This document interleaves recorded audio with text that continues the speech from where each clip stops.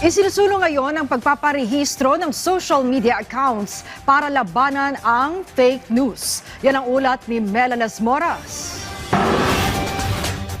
Bilang bahagi ng mga hakbang para masugpo na ang fake news sa bansa, isinusulong na sa Kamara ang panukalang pagpapatupad ng social media registration. Ayon kay House Deputy Majority Leader Paulo Ortega, paplansyahin pa nila ang detalye nito. Pero katulad sa SIM Registration Act, mas mainam anya kung magpaparehistro na rin ang mga online user at content creators. Sang-ayon naman dyan si House Committee on Women and Gender Equality Chair Geraldine Roman. Dagdag niya, maganda rin daw kung magkakaroon ng Digital Council of the Philippines na mga ngasiwa naman ng Content Creators Registry sa bansa. Parang SIM registration nga yan eh. Ganun talaga eh. You have nothing to hide. You have no hidden agenda.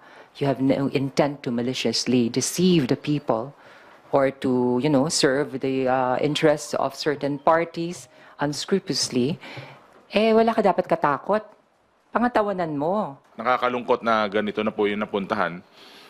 Tapos parang ang saya-saya pa ng mga ganitong tao sa ginagawa nila. Kaya sobrang nakakalungkot na it's not the real, hindi yung totoong sarili nila yung pinapakita nila dito eh. Kumbaga nakamaskara kasi sila sa social media. So yung mga trolls, yung mga masasamang intention, mga fake news kayo.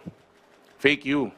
Ngayong nalalapit na ang hatol ng Bayan 2025, babala ng mga kongresista mag-ingat laban sa mga kandidatong nagpapakalat ng maling impormasyon. Dapat ay pro-Philippines o makabayan din nila ang iboto ng publiko.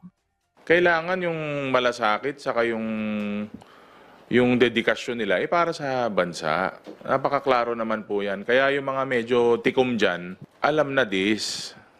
Hindi sila pro-Pilipinas. Sabi ko nga, di ba, plataforma bago paninira. Sabi ni Congresswoman Roman, bago matapos ang 19th Congress, sisikapin nilang makapagpasa ng iba pang panukalang batas na lubos na makatutulong sa ating mga kababayan. Tulad ng para sa kapakanan ng mga kababaihan na napapanahon lalo na ngayong ginugunita sa bansa ang National Women's Month.